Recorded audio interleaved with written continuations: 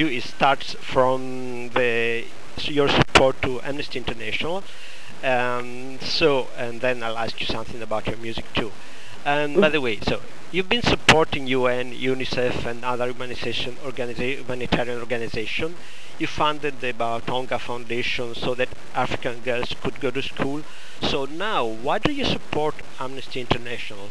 Because if there's no peace, my girls can go to school. If there's no peace, there cannot be economy.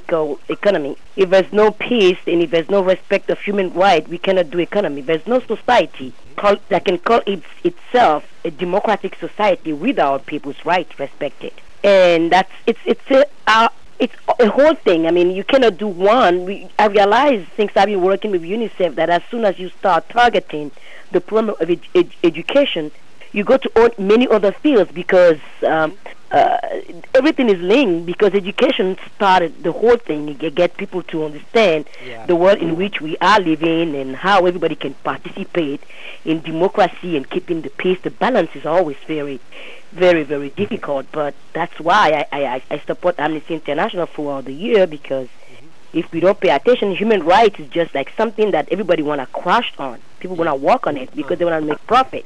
You sing in the song Toast to Freedom. Can a piece of music fight injustice or make people who live in free countries understand how many places do not have freedom of speech? Absolutely. Right now we're talking about it, right? If you haven't made that song, we won't be talking together, right? That has, as you said, it has been a long time that you wanted the opportunity. And the thing is, music's power is beyond something that we can calculate before. There's one thing that we cannot predict, is the power of music and how it affects people and where it goes. Because there are so many media going on around now. It's not only radio and TV anymore. You have cell phone in Africa that is really growing up fast. You have internet, even if it's slow in Africa, that link the African to the world more than any other time in history. So music music goes everywhere. So people, the young kids that are struggling in Africa, that think that no one cares about their future, they hear that and they know that something is done. Especially when they're living in the country where the freedom of speech doesn't exist. As a woman, by the way, you've been fighting many cultural and political battles, but women do have still to fight a lot in order to have the same right men have, both in Africa and the Western world, according to you? It's not even fighting for the right. That right should be absolutely obvious, and we shouldn't be even talking about it. How can you build a society without one of the most important part of the society being respected as a human being in its own right to make decisions for a future and decide what she wants to do? But there's no humanity without women. Men don't give birth.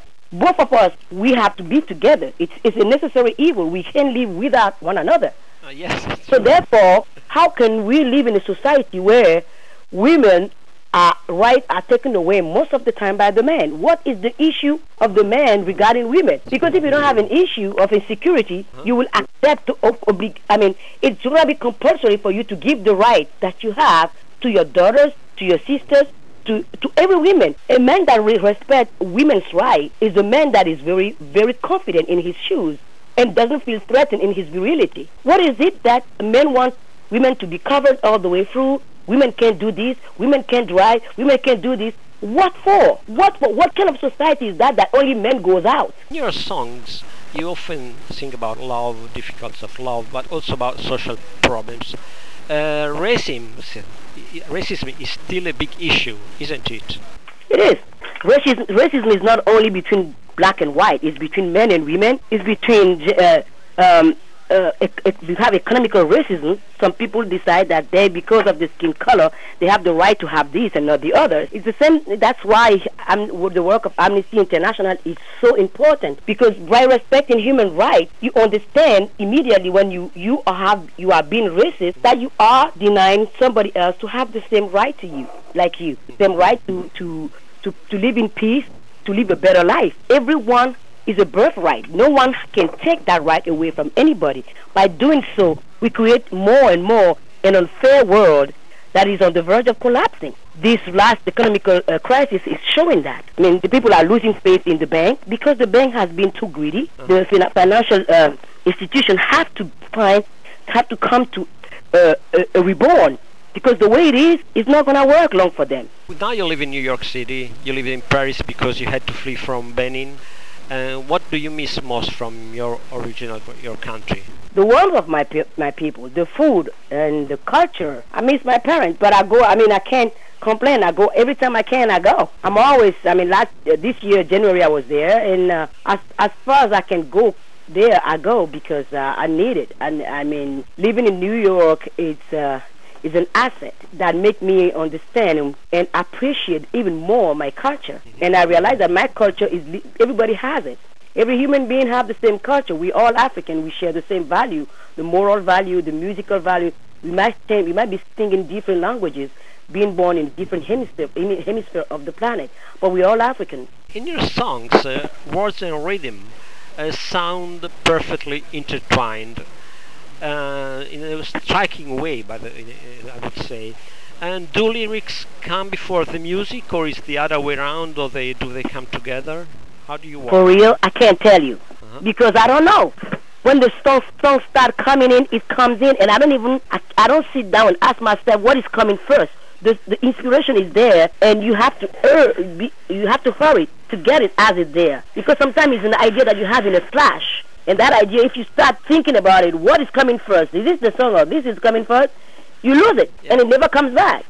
And when it comes back, it's something else. So what are you gonna do? I don't think that. I don't feel like that. I don't do that. Okay. Some people have the discipline of doing that, and I admire that. But for me, inspiration shouldn't be something intellectual. It's an instinct. It's something that is beyond what we can understand. So therefore, I let it be what it is. I let it be the mystery of nature.